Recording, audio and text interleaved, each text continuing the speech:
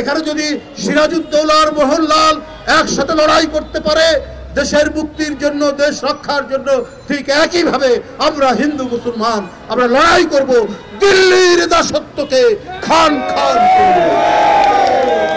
ওরা তো আসলে ভুলে গেছে বিজেপি সরকার হিন্দুত্ববাদকে, মানে গোড়া হিন্দুত্ববাদকে পুঁজি করে ক্ষমতায় এসছে। ওদের আর কোনো পুঁজি নেই। সুতরাং ক্ষমতায় টিকে থাকতে হলে হিংসা আর ঘৃণা ছড়াতে হবে। ঘৃণা ছড়ানো ছাড়া নরেন্দ্র মোদী বাবুর ক্ষমতায় থাকা খুব মুশকিল হবে। কারণ ভারতের স্বাধীনতা সংগ্রামে মোদী বাবুদের যারা পূর্বসূরি তাদের কোনো অবদান নেই। এটা আমার নিজের ইতিহাস পাঠ থেকে নয়, বাংলা সাহিত্যের একজন খুব নামকরা লেখক অন্নদা শঙ্কর রায় তিনি তার একটি লেখায় বলেছেন যে ভারতে যারা হিন্দু মৌলবাদী রাজনীতির সাথে জড়িত তাদের ভারতের স্বাধীনতা সংগ্রাম অথবা এই উপমহাদেশের স্বাধীনতা সংগ্রামের সাথে এদের কোনো সম্পর্ক ছিল না, এদের কোনো অবদান নাই।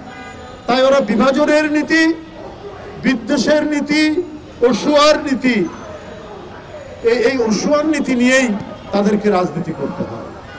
কিন্তু আমার কাছে অবাক লাগে যে ভদ্র মহিলার প্রতি আমাদের একটা শ্রদ্ধা ছিল, একজন অসাম্প্রদায়িক সেকুলার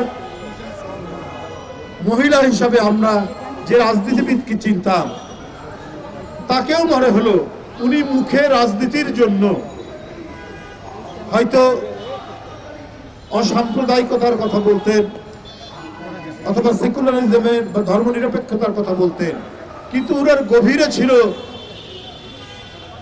দারুণভাবে কট্টর হিন্দুত্ববাদ। আর যে কোনো ধর্মীয় বা যে কোনো আদর্শের কট্টরবাদ,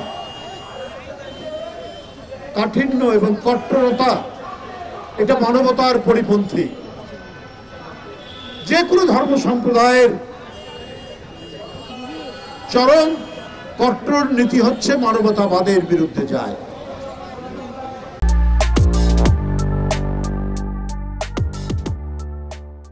হিন্দু ধর্মের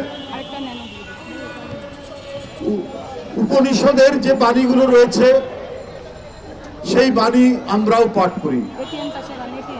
অসাধারণ মানবিক এবং অসাধারণ ঈশ্বর প্রেমের বাণীগুলো উপনিষদের মধ্যে আছে, কিন্তু সেই বাণী কিন্তু অনুসরণ করেন না মোদী বাবুরা, শুভেন্দু বাবুরা। তারা তাদের সমাজকে বিভাজন করা, তারা নিজ দেশের মুসলমানদেরকে শত্রু গণ্য করা, নিজ দেশের শিডিউল কাস্টকে শত্রু গণ্য করা, বৌদ্ধ খ্রিস্টানদেরকে শত্রু জ্ঞান করা, শিখদেরকে শত্রু জ্ঞান করা, এই নীতি অবলম্বন করেছেন ভারতের শাসক গোষ্ঠী, সাম্প্রদায়িক শাসক গোষ্ঠী। তাদের গানের কোরাসের সাথে মিল রেখে এখন কথা বলছেন মমতা ব্যানার্জি, যাকে আমরা মনে করতাম এই অঞ্চলের একজন অসাম্প্রদায়িক রাজনীতিবিদ, কিন্তু তিনিও নন।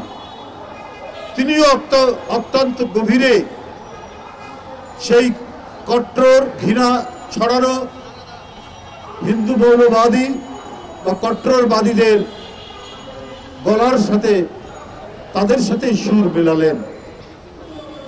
তার প্রমাণ তো আছে নানাভাবে। পশ্চিমবঙ্গে মুসলমানদের হার হচ্ছে 25%, অথচ সরকারি চাকরিতে মুসলমানরা সরকারি চাকরিতে আপনার তারা চান্স পায়, সুযোগ পায় মাত্র 1%, সেটারও কম কোথাও।